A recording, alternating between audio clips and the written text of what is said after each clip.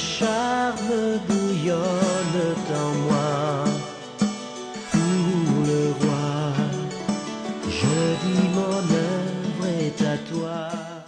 Shalom bien-aimés, je vous souhaite la bienvenue sur notre plateau Femmes pleines de gloire. C'est toujours un plaisir pour nous de rentrer chez vous avec cette émission qui est basée sur la parole de Dieu.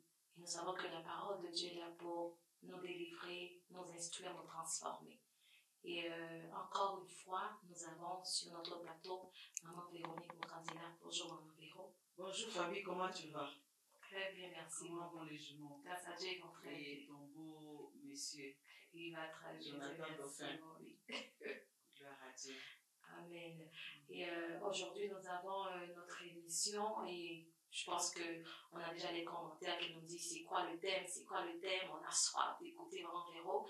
Et j'espère que vous avez que nous amener un autre thème qui va nous bénir aussi, qui va nous transformer, parce que je sais que vos thèmes sont toujours basés sur la parole de Dieu, comme je disais tantôt à nos chers internautes, et on aimerait vraiment savoir qu'est-ce que vous avez dans votre sac pour nous aujourd'hui. Merci Fabi, sois bénie encore. Et je voulais remercier le Seigneur qui rend toutes choses possibles. Amen. Qui a voulu qu'en ce moment et en ce temps, nous soyons ici pour parler de ce qui concerne cette émission Femmes pleines de gloire. Une émission qui est venue au moment opportun et le Seigneur fait grâce par rapport à cette émission. Comme disait Fabi, on a des appels de partout. Hier, j'ai eu un appel de quelqu'un de l'Ouganda, en Afrique, en Ouganda, qui m'a vraiment réconforté par rapport à ce qu'il a picturé comme leçon par rapport à l'émission qu'on a fait la fois passée sur l'amour inconditionnel. Il m'a dit, servante de Dieu, quand j'ai regardé, j'ai écouté, suivi attentivement ton émission, j'ai refait plusieurs fois, j'ai compris que j'ai jamais aimé ma femme. J'ai dit gloire à Dieu si ça peut apporter le changement dans la vie des couples.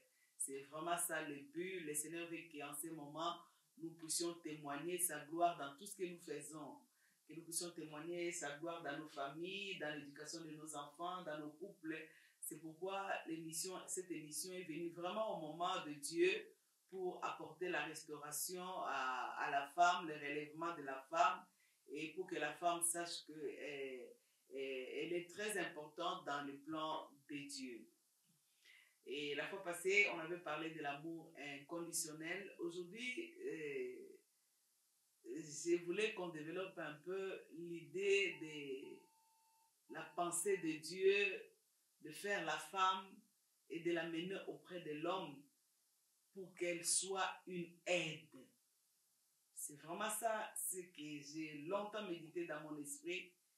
Une aide. Est-ce que cette fonction d'aide, la femme l'accomplit? Est-ce que cette fonction d'aide auprès de nos maris, de nos partenaires, est-ce qu'eux aussi, ils comprennent, ils prennent ça comme veut Dieu pour que les couples soient restaurés? C'est vraiment ça l'idée que j'avais à développer aujourd'hui. Sois béni. Amen. Alors, pour moi, c'est un très beau thème parce qu'on aimerait bien savoir notre rôle. Est-ce qu'on est là pour servir ou est-ce qu'on est là pour aider ou est-ce qu'on est là pour travailler en équipe? Alors, nous, les femmes, nous voulons savoir, Maman Véro, est-ce qu'on est là pour travailler en équipe avec nos maris ou nous sommes là seulement pour servir le mari? En ce qui concerne le mariage en tant que tel, la volonté suprême de Dieu pour le mariage en créant la femme, j'ai toujours dit que la femme est le cachet de Dieu. Ça signifie que quand Dieu a créé, comme nous disent les livres de Genèse, il avait créé toutes choses, il voyait que c'était bon à ses yeux, et c'est que Dieu approuve, constate que c'est bon, c'est réellement bon. Parce que la bonne évaluation, c'est Dieu qui peut le faire. Alors après avoir tout créé, il a constaté que c'était bon, et il a vraiment dit oui, c'est moi, Dieu qui a fait, c'est une perfection. Mais quand il est arrivé au moment où il a créé la femme, c'est là où il a valorisé son œuvre. C'est là où Dieu déclara qu'il était très bon. Très bon. Ça signifie que la femme est venu compléter l'œuvre de la création. Dieu a dit que l'homme et la femme, Dieu bénit l'homme et la femme qu'ils soient féconds. Il a même dit ça avant qu'elle amène la femme. Mais cette œuvre de fécondité ne pouvait pas être manifeste tant que celle qui devait mettre le cachet à la création soit là. Voilà, quand la femme est venue, Dieu a dit oui, maintenant, je peux avoir une famille. Maintenant, je peux compter sur une nation parce qu'elle est venue pour compléter la fécondité. La fécondité, quand je parle de la fécondité, ce n'est pas seulement au niveau des entrailles, non. La fécondité à tout niveau. La fécondité dans tous les domaines. La fécondité dans les relations même professionnelles. La fécondité dans des idées, de créer des choses. La fécondité dans l'instruction de nos enfants. Nous ne pouvons pas être des femmes qui copient, qui font des copies-collées par rapport à l'éducation que j'ai eue. J'ai copié telle que j'ai eue dans ma maison, dans la maison de mon père, parce que je me vois bien éduquée. J'ai dit mes enfants seront. Non. Je regarde le temps, je regarde l'époque, je regarde tout ce qui vient avec ça et je peux créer aussi. C'est ça la fécondité. Et la femme est venue vraiment comme mettre un cachet pour que la pensée de Dieu d'avoir la procréation soit faite. Voilà pourquoi, femme, tu dois être heureuse. Amen. Amen. Tu dois bénir Dieu d'être femme. Parce qu'il y a des femmes Amen. Qui se minimisent, qui ne croient pas elles-mêmes, qui n'ont pas d'estime de soi, qui se croient minimes par rapport à l'homme. Non. Dieu a une pensée pour la femme telle que si la femme elle-même rentre dans la pensée de Dieu pour comprendre, elle comprendra que même la première entreprise que Dieu avait créée, avait fait en commençant, ça a été chuté par la femme. La deuxième entreprise a marché Amen. Avec la femme. Amen. Parce que Dieu peut refaire encore. Et quand il a refait, ça marchait. Quand Jésus est venu, c'était au travers de la femme. Ce n'est pas de cela qu'on veut parler, mais on veut parler de ce qui concerne l'aide. La femme doit considérer d'abord, savoir être une aide pour mon mari, ça signifie quoi? Comme tu as dit. Est-ce que c'est seulement servir? Tu fais la nourriture, tu le sers à temps, à l'heure qu'il veut manger, tu mets tout là-dedans, tu mets tout sur sa table, tu fais la nourriture à son goût. Est-ce que c'est seulement ça? Tu nettoies ses vêtements, tu regardes bien ses cols de chemise quand il porte, tu regardes si les couleurs matchent. Est-ce que c'est seulement ça? Une aide. Est-ce que c'est seulement ça? Comment l'homme aussi perçoit ça? Est-ce qu'un homme, quand elle n'est pas bien servie à table, il peut dire que ma femme n'est pas une bonne aide? Est-ce qu'aider? Moi, selon la compréhension de Dieu, une aide, c'est une assistante. Une aide, c'est un soutien. Il n'y a aucune entreprise sur la terre qui peut marcher sans personnel de soutien. C'est sûr. C'est sûr. Ouais. Donc, comme tu disais, les mariages, c'est une entreprise. C'est une équipe. Donc, le nœud paternel fonctionne selon les responsabilités que Dieu a données pour que cette entreprise marche, pour que cette équipe gagne. Donc, c'est une équipe qui doit marcher en collaboration avec les coéquipiers. C'est ça le sens du mariage. Donc, comme tu as dit, tu as posé ta question, c'est vraiment une équipe. Ce n'est pas hommes et femmes que nous soyons adversaires, que nous soyons en compétition. C'est vraiment ça. Comme il a fait ça, moi aussi je ferai ça. On verra. Je vais le prouver. Je vais le faire voir. Je vais le faire comprendre que moi je suis homme. Non, ce n'est pas ça. Je vais le faire comprendre qu'en ces temps, on ne peut pas dominer une femme.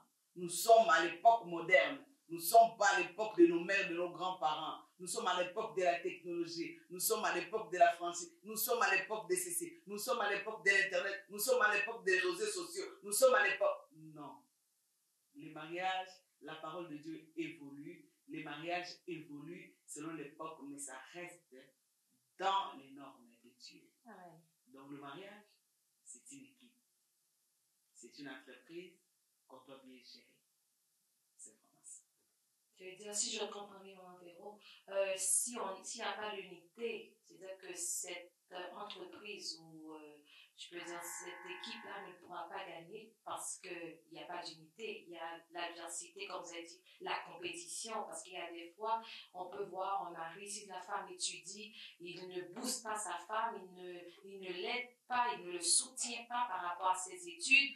Et lui, il veut absolument aussi étudier juste pour montrer à la femme que moi aussi je peux étudier, je peux ci, je peux ça. Mais dans tout ça, je ne vois pas la victoire. Je ne vois pas la victoire parce que je vois que non, c'est deux adversaires qui vivent sous le même toit. Un mariage où l'homme et la femme se considèrent adversaires, la Bible dit une maison divisée ne subsiste pas. Aujourd'hui, le taux de divorce est tellement élevé que ce n'est pas, on ne peut pas rentrer dans la prière pour comprendre le pourquoi. On ne peut pas questionner Dieu, mais c'est quoi, c'est quoi? C'est vrai que la parole de Dieu nous dit que dans le dernier temps, les temps seront difficiles, les hommes seront égoïstes. Ça rejoint la parole de Dieu qui a été dite. Mais l'égoïsme là, ça vient d'où? Le mariage, si l'homme et la femme se considèrent adversaires, ça ne peut pas subsister. Ça ne peut pas. Une équipe qui marche en compétition entre les membres de l'équipe, cette équipe ne peut pas gagner. Je n'ai jamais compris comment ça se passe loqué. Quand bien même je regarde, mais je ne comprends pas. Mais là-dedans, tu vois qu'il y a un sens d'unité dans la même équipe. Il y a un qui perd, tout le monde pleure. Il y a un qui gagne, tout le monde. C'est ça le mariage. Une aide, quand Dieu a donné à l'homme une aide, s'il trouvait que l'homme était costaud, l'homme était très intelligent, l'homme était tout en lui-même, Dieu ne pouvait pas faire une aide. Pourquoi nous cherchons l'aide au devoir pour les enfants? Parce qu'il n'arrive pas seul. Parce que l'enfant n'arrive pas seul. Ça signifie que si l'homme pouvait se suffire, Dieu qui a créé l'homme, il pouvait faire l'homme qui se suffise aussi. L'homme n'avait pas demandé la femme à Dieu. Mais c'est le Créateur qui a vu que non, il y a quelque chose qui ne va pas. Il y a quelque chose qui doit compléter. Il y a quelque chose qui doit mener cet homme à aller là où je veux qu'il soit, là où je veux l'amener. Dieu est Dieu. Dieu connaît mieux que nous ce qu'il nous faut, plus que nous-mêmes. C'est pourquoi quand il a créé, il dit non, non, non, il faut une campagne, il faut une assistante, il faut un soutien, il faut un bouclier pour cet homme. Il faut une femme qui voit loin pour cet homme, pour que cette mission grandiose que je voulais donner à cet homme puisse s'accomplir. C'est-à-dire, l'homme ne peut pas accomplir la mission seule de Dieu sans la femme. Jamais du tout. Voilà, Dieu a dit non. C'est pourquoi j'ai toujours regretté, je m'excuse de le dire, mais comme c'est la vérité, on doit le dire, pour que ça puisse aider quelqu'un. Un homme qui se dit, vraiment, moi, je ne vois pas l'utilité de la femme. Moi, je dois aller chercher l'argent. Toi, tu restes là-bas, tu vas faire la lessive, tu vas faire la vaisselle, tu vas faire ceci, tu vas prier pour les enfants. Moi, je vais aller chercher. Mais même en allant chercher, tu as besoin de soutien, même pour les conseils. Même en allant chercher l'argent parce que tu crois que la femme ne peut pas amener ce que toi tu as, gloire à Dieu, mais tu as besoin de conseils. Si on ignore tout cela, on échoue dans nos mariages. Vraiment, l'homme et la femme sont appelés à travailler en collaboration et en accomplissant les responsabilités de tout un chacun pour que la gloire de Dieu soit manifeste dans le couple. Même la femme qui a beaucoup étudié, qui a beaucoup de diplômes, qui connaît, qui parle plusieurs langues, qui conduit les autobus, les hélicoptères, qui est présidente, qu'importe ce qu'elle est, elle aura toujours besoin d'un homme. Il aura toujours besoin d'un homme. Voilà, si nous avons cette compréhension des choses, bien aimés, nous allons faire en sorte que nos mariages ne puissent pas échouer. Nous allons faire en sorte qu'il y ait complicité dans le mariage. La Bible nous dit, dans Genèse, je pense, hein, que l'homme et la femme, Genèse 2, verset 25. L'homme et sa femme étaient tous deux nus et ils n'en avaient point honte. Mais dites-moi, l'homme qui est costaud, supérieur, extravagant, puissant, qui n'a pas besoin de conseils de sa femme parce que la femme n'a pas étudié, la femme ne peut rien apporter, rien amener, rien améliorer dans ses affaires, dans tout ce qu'il fait. Comment un grand homme peut être nu devant une femme qui ne connaît rien? Est-ce que ça s'explique? Ça s'explique. Dieu fait toute chose qui est bien. Un grand patron, est-ce qu'il peut être nu devant une sentinelle? Non. Dis-moi, aujourd'hui, parce qu'on voit tout dans la société. Non, la femme doit être considérée dans la société. La femme doit être considérée. Voilà pourquoi j'ai pris dans le nom de Jésus que les hommes considèrent aussi la femme. Parce que Dieu considère la femme. La Amen. femme a une place dans le mariage.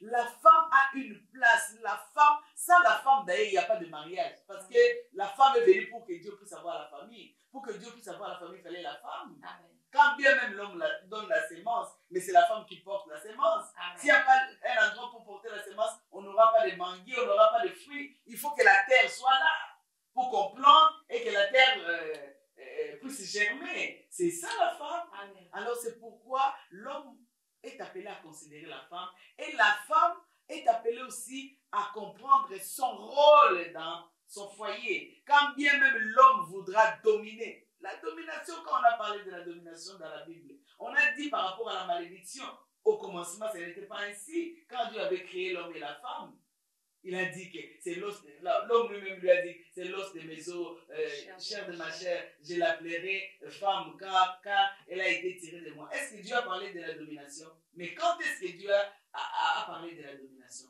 Quand le malin, quand l'ennemi de nos âmes est venu, le péché est rentré, c'est là où on a parlé de la domination.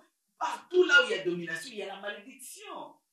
Il y a la malédiction partout où il y a domination. L'homme ne peut pas dominer son assistante. L'homme ne peut pas dominer son aide. L'homme ne peut pas dominer sa campagne. L'homme ne peut pas dominer parce que la Bible nous dit d'aimer celle qui est tirée de toi. Comment tu vas la dominer? Ça, c'est ne pas comprendre la volonté de Dieu. La volonté de Dieu est que l'homme et la femme soient des paternels. Ils vont réussir dans la mission de Dieu. Amen, amen. Parce que si on remonte plus haut dans ce verset, il a dit une aide semblable à lui. Amen. Semblable. Semblable, c'est un adverbe qui dit pareil à lui. Comme nous avons été créés à l'image de Dieu. C'est-à-dire que Dieu ne minimise pas l'homme. Parce que nous sommes à son image. Dieu nous considère. Dieu nous aime. Dieu nous tient quand nous trébuchons. Il nous relève. C'est ça l'amour même inconditionnel. Dieu nous pardonne quand nous revenons vers lui. C'est ainsi. Vraiment, quand nous comprenons toutes ces choses, même avec des petits mots, nous allons comprendre que le mariage, c'est un endroit où nous devons nous enrichir. Quand l'homme et la femme prennent ce que Dieu veut pour chacun, nous allons réussir, nous n'allons pas échouer, nous allons témoigner la gloire de Dieu et nos mariages seront un succès pour la gloire de Dieu. Amen, amen, amen. C'est pour vous montrer que non, en équipe, nous pouvons gagner, nous pouvons avoir la victoire. C'est-à-dire qu'il n'y a pas de compétition dans le mariage. Nous sommes un. La Bible a dit que l'homme quittera son père et sa mère et s'attachera à sa femme et les deux deviendront une seule chair. Ça veut dire une seule chair qui lutte pour la victoire. Merci beaucoup, mon Véro. Je ne sais pas si vous avez un dernier mot pour nos chers internautes parce qu'on va mettre fin à notre émission pour aujourd'hui. Le dernier message que j'ai à lancer, c'est de comprendre que le mariage, c'est un cadeau de Dieu. Donc, en ce qui concerne les services, même Dieu a dit que celui qui veut être grand soit serviteur de tous. Amen. Donc, nous sommes dans le mariage. Pour moi, je suis là pour servir mon mari et mon mari est là pour me servir. Quand on comprend ça, qu'il est un grand serviteur, moi je suis une grande servante et nous honorons Dieu et nos mariages. Vraiment, comme je venais de dire et je l'ai dit, vont vraiment couronner le Seigneur, vont témoigner Dieu et vont avoir du succès dans tout ce que nous allons faire sur la terre, parce que Dieu va agréer nos mariages. C'est pourquoi je voulais conseiller à une femme qui n'avait pas la compréhension de ces choses de mettre sa tête au bas de la croix de Dieu et prier pour son mariage. Dieu peut refaire encore avec toi. La restauration existe encore. Pour un homme qui a été déçu par la femme, parce que soit elle servait, elle s'est donnée, elle faisait tout, et la femme n'avait pas compris qu'elle était qu'il faisait les services pour honorer Dieu. La femme l'avait mal pris, la femme a utilisé ça en mauvais sens, et cet homme a dit, plus jamais, ne dis pas ça. Avec Dieu, tu peux recommencer, et Dieu peut recommencer encore quelque chose. Remets-toi au bas de pied de Jésus et prie que Dieu restaure la femme que tu vas encore trouver. Dieu existe et il opère encore. Soyez bénis dans le nom de Jésus. C'est sur ces mots que nous prenons fin, nous mettons fin à notre émission, pardon. Et je vous dis à très bientôt pour notre émission Femmes pleines de gloire. Et j'aimerais récapituler pour ceux qui ne sont pas encore inscrits ou abonnés. Vous pouvez monter sur YouTube, sur notre site, sur Facebook, et vous allez cliquer sur abonnement. Et puis il y a la petite cloche que vous pouvez cliquer dessus, comme ça vous allez recevoir toutes nos émissions. Toutes nos émissions, j'ai bien dit.